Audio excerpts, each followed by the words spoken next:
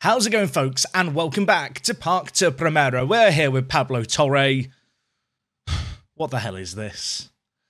Let's talk about it, shall we?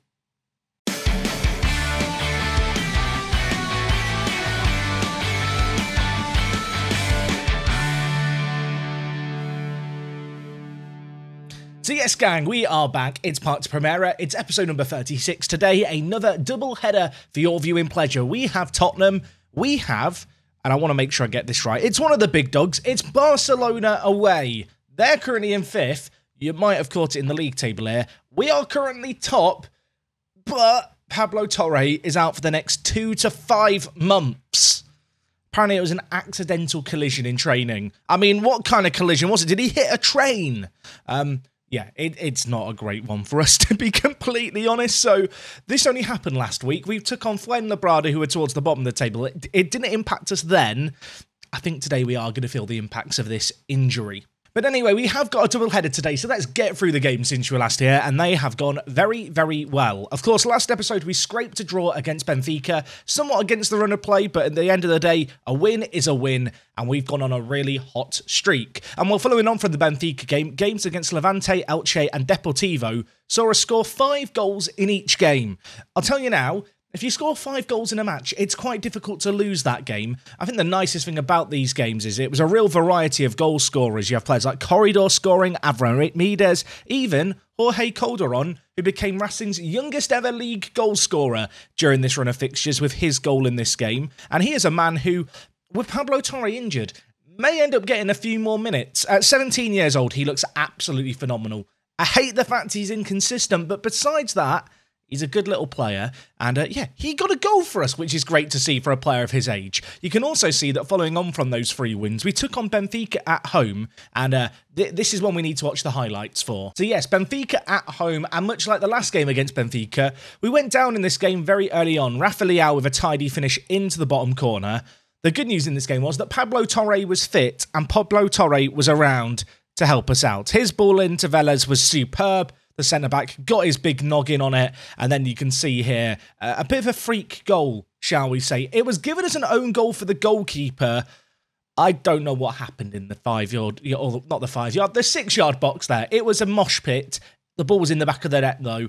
And, well, to be fair, when you look at the kind of balance of play, not as much quality as the previous game against Benfica, maybe edged out a win. There was definitely a degree of fortune about this one. And well, after that Benfica game, we had 2 3-0 wins, back-to-back clean sheets. They're a rarity. The first was probably the better of the 2 results against Villarreal away from home. Mexico actually missed a penalty in this match. You can see Corridor getting on the score sheet again. He only has 8 long shots, but he's already got 3 goals from defensive midfielder for us, and they tend to be just cannons from range. He's been really, really impressive so far. So much so that Capanu, who of course was the other player we brought in to potentially play defensive mid, is unhappy that I'm not playing him enough. Obviously, he is still learning to play as a defensive midfielder. I will say now, he is improving so much, the 18-year-old, and he's picking up the position. He is one of a few players who are a little unhappy. Of the players who are unhappy, though, he is the one who I'm desperate to keep on my side because he looks like he could be really something special. Anyway, the other players who are a little bit unhappy are a couple of other youngsters.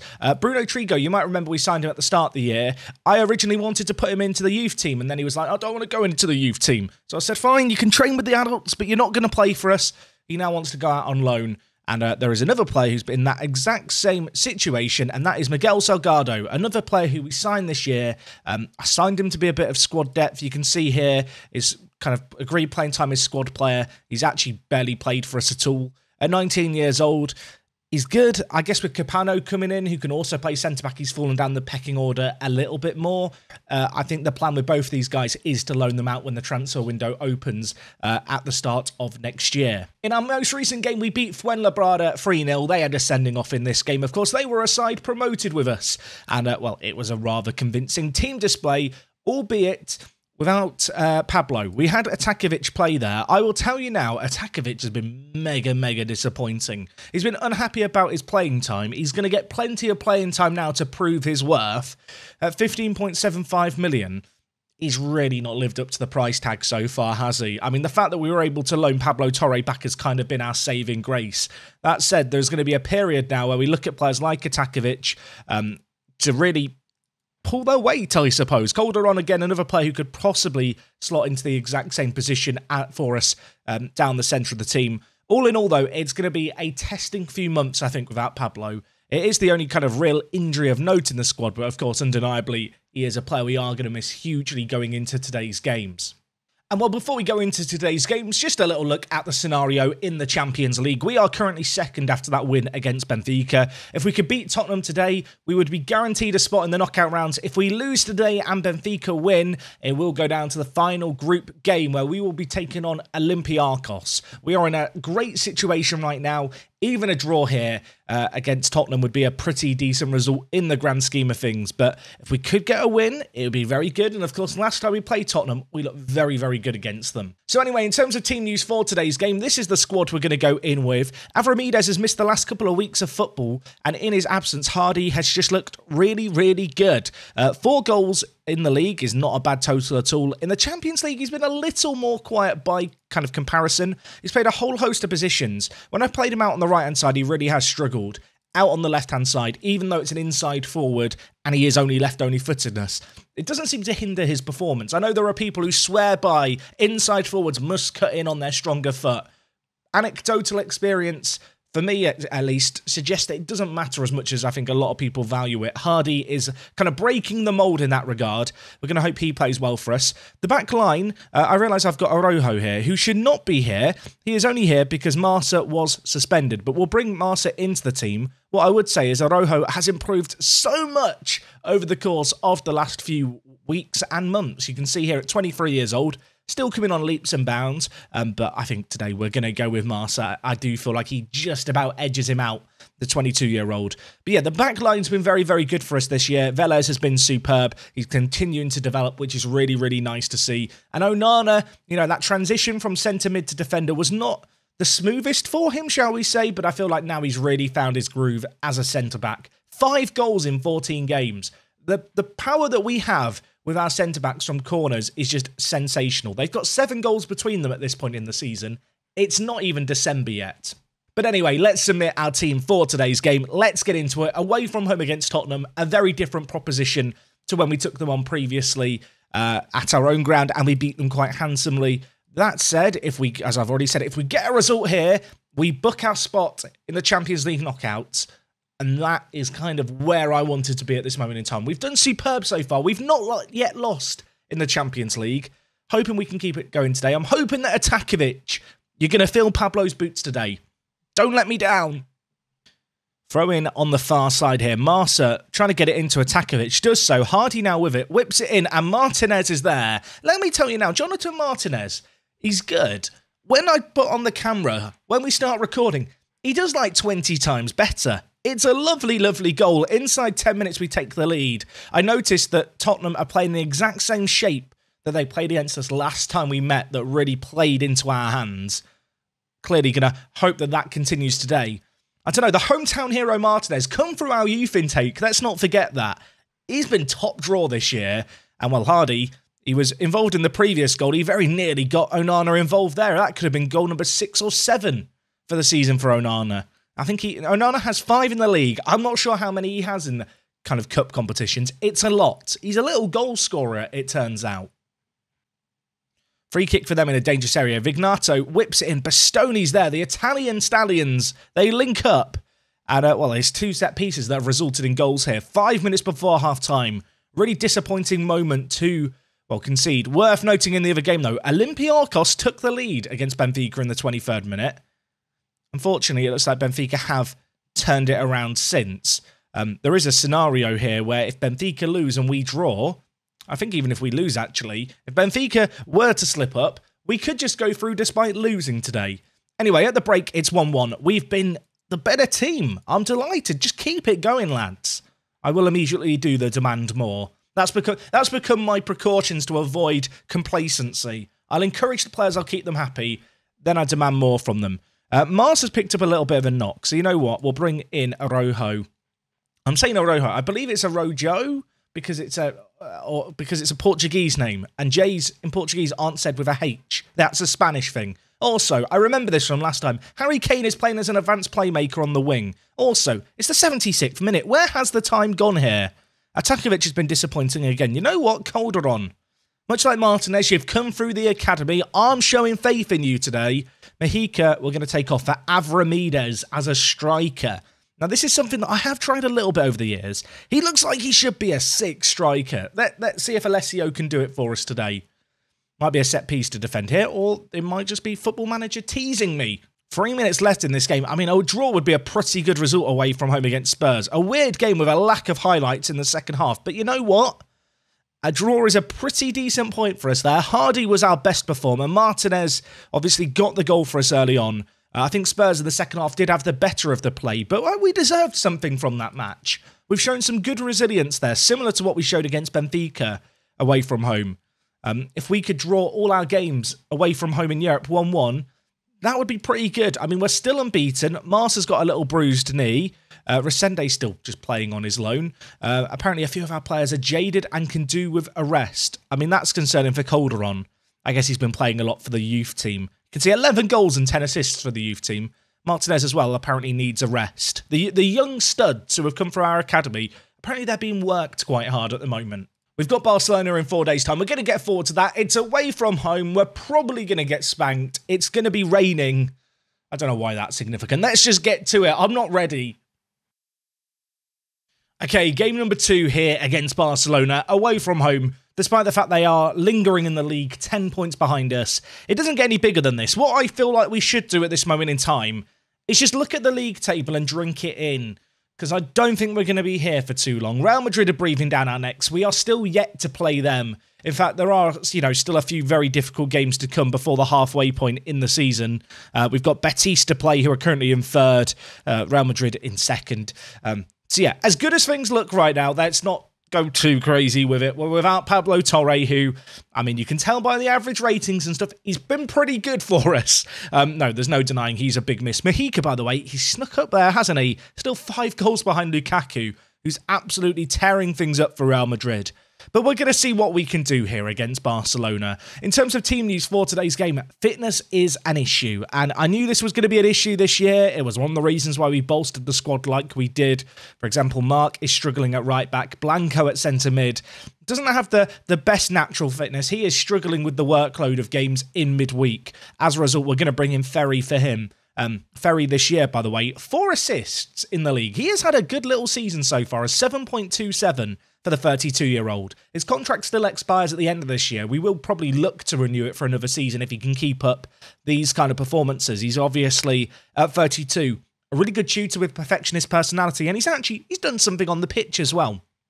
Anyway, Hardy and Martinez are struggling, but we have a real lack of players in wide areas. That said, I think I do have a solution, and the solution is to play Puado out on the left-hand side, cutting in on his right foot, and then we're going to play Avramides out on the right as a winger.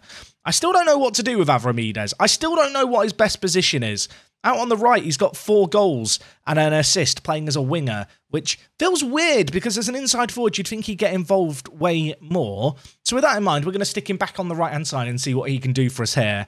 Maybe it's just a case of inside forwards are rubbish this year in Football Manager. Maybe I'd be better off just having a winger on the left. But then when I play on the left and put Hardy there, Hardy plays quite well. But basically, none of the players performing where they're playing for me right now really make any sense. But we're just going to pick the players who can play in their best spots, I think.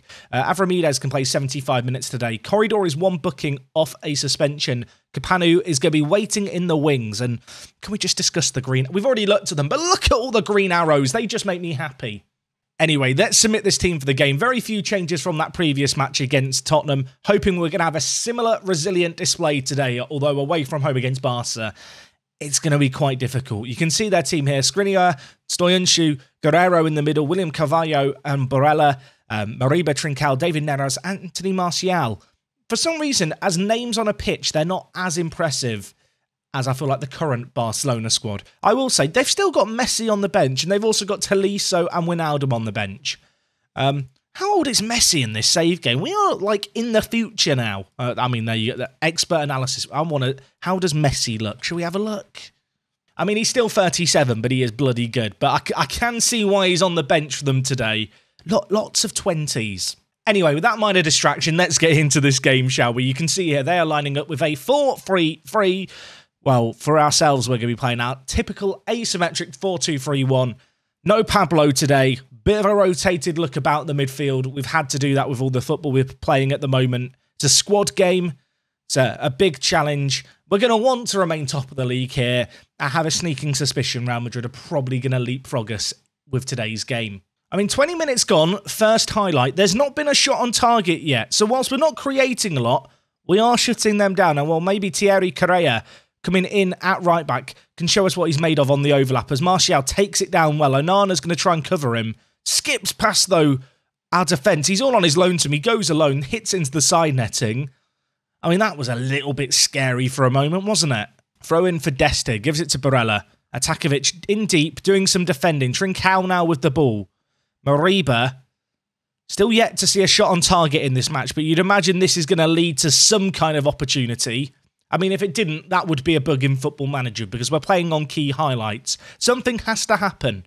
Dest is running down the right-hand side. Ferry, I've just bigged you up, mate. I've just bigged you up and you've done that. Oh, I mean VAR. Our VAR, who art at the halfway line. Hallowed be thy name. Thy penalty not be given. Something, something, amen. Please work. Why is ter Stegen at the halfway line? What are you doing, mate? Get back in goal. He's given the penalty. Where's he going? Get back in goal, mate. What's Ferry going to be given here? He's been told off. I mean, we're looking at you, Machado. We're looking at you to make a save. It's Martial to take the penalty. He's doing some dancing on the goal line. Oh, he saved it. Let's go, my son. The Portuguese prince in goal. For 2 years, he was useless, but over the last year and a half, he's been absolutely brilliant for us. He's made the stop. It was in the bottom corner as well. It's still 0-0 here. We now have a set piece. Ferry to whip in a ball of delivery, hopefully. Picks out Onana. Puado's hit it. How's it not gone in? We've hit the woodwork twice. I'm getting very emotional here. That penalty miss has hyped me up. And then we've just hit the post twice, I think, in the same highlight. Oh, dear. And now we're into another highlight already. It's just burst into life. Jose Marsa to Velez. Ferry now with it. Dinks it forward to Mejica. David Neres is going to latch onto the end of that. He is quick, isn't he? Tight angle, blocked effort. Still with Mariba. Ball whipped forward to Trincao, who hits it. Oh, my word. Now they've hit the woodwork. What is happening? I think we've only had 2 shots on target all game.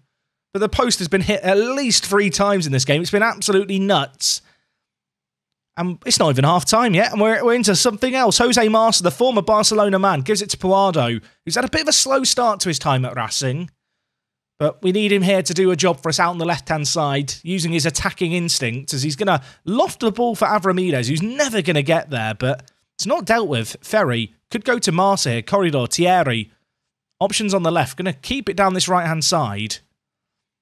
Oh, that is not a good ball by Corridor. He's played it into the corridor of uncertainty, and one thing is a certainty, Barcelona have it, and are now on the attack, and from that silly little giveaway to Barella, Barca take the lead. For how well we've done that, it feels a bit gutting that it's come from just a misplaced pass like that by Corridor.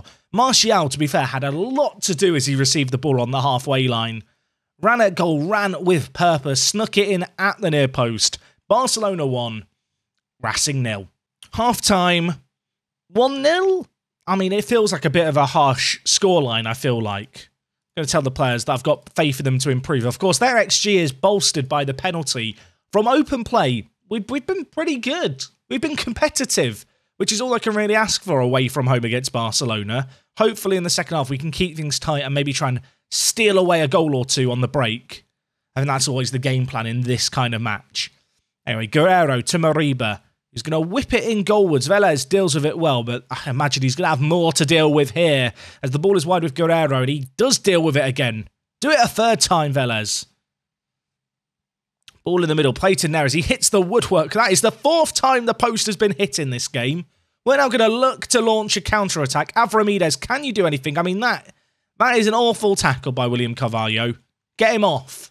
We're approaching an hour gone here. I think we need to make some changes. Ferry on a booking just scares me a little bit. Let's bring in Blanco. Martinez is going to come in for Avramides. Mejica's having another really poor game today. But you know what? I'm going to make a triple sub. Jorge, you're going to show us what you're made of at centre mid. Atakovic has not been good enough since he joined the club. Let's give the youth a chance. Let's give players through our own academy a chance. It's kind of cool to be able to bring on Martinez and Calderon in this kind of game. Two players who have come through our intakes, players who we've nurtured well, who have potential to fulfill. Game time in matches like this is how they're going to be forged into superstars. Mariba, down this near side. David Neres, going to probably pull some strings here. He whips it back post. Francisco Trincao is there. And with that, it is Barcelona 2, Racing 0 now. And for as good as we've been to start this year, as good as we look at the top of the table, the sad reality is we're not as good as Barcelona, folks. We don't have the same quality. We have the third lowest wage budget in the league. And, yeah, they've kind of punished us a bit in this game, haven't they? 10 minutes left. I don't really want to change anything tactically because we've held them pretty well. Oh, Corridor. Machado, can you save another penalty? I'm not doing the VAR prayer because it didn't work last time. Ter Stegen, get back in goal. What are you doing? It is a penalty. I mean, I'm looking at you, Machado. I feel like even if they weren't to score this, it's still going to be pretty tough for us to come back into it. But Machado, make us look competitive. I mean, he's gone the right way again. He's gone down to his left. Unfortunately, this time Martial does find the back of the net. 3-0 to Barca. I mean, I feel like we've been the masters of our own downfalls in a bizarre way. But ultimately, I think the rotation that we had to do after the European games really has kind of caught up with us in a fixture like this. And it could get worse before the game's over. Skriniar's efforts blocked. Lenglet with it.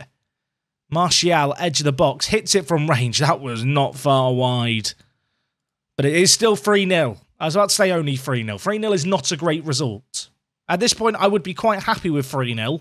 As with 4 minutes left, another highlight begins. We can end the game now if we want. I mean, Martial wants more. I mean, he's not going to get more with efforts like that. I mean, he's run the show, hasn't he? Martial for them today, it feels like. But ultimately, that is a humbling result. We weren't really good enough. In the first half, we were competitive. In the second half, we were anything but. Machado got man of the match with a 7.2. He conceded 3 goals and he was our best performer. I've pissed off all the players. The team talk too. What am I doing? So sadly for us, with that result, we are now going to drop behind Real Madrid. We've still got a little bit of a cushion to the teams outside of the Champions League spots. I feel like going into this season, European football of any kind was the aim. Even without Pablo Torre now, I feel like the aim has to be to try and get top 4 at any cost. It is worth noting that on the financial front, the wage budget has been increased a little bit going into January, so we have got a bit of money to invest. Our overall balance is really healthy as well. Our wages are really, really low in the league. In fact, if I just show you here, salary per year, we are right down at the bottom with the 3rd lowest wages because of all the income we've got coming in from stuff like the Champions League, the league itself. We are making money still. I feel like there's going to come a point where we get given a lot of money to spend because we're not really spending a lot at the moment. When that day comes, I'm hoping it could be January, but it could be next season, could be even later than that. It'll be a good day when it arrives because I feel like there's a few different positions in the team I want to strengthen. I mean, when you look at the team as a whole, we are a team with a few superstars, one particularly big superstar, but ultimately there is perhaps a little bit of a squad depth issue, especially when we have to rotate things around. Equally, at this point, I'm quite happy to write off the transfer of Atakovic as one that hasn't worked out so far. I mean, he's been at the club now for 12 months almost. He's had his chances. He's going to get a lot more of them. Hasn't taken them yet. But anyway, that is going to wrap up everything from me today. If you have enjoyed today's episode, as always, do slap a like on it. We will be back again in 2 days' time. Heads up, it's my birthday tomorrow. I'm kind of having a day just to chill out and stuff. So just so you're aware, no upload tomorrow. We're back on Thursday. I hope to see you guys then. Thank you for watching. I hope you enjoyed today's video. And until then, it is me, Jack, and I'll talk to you guys in a bit. I'm out.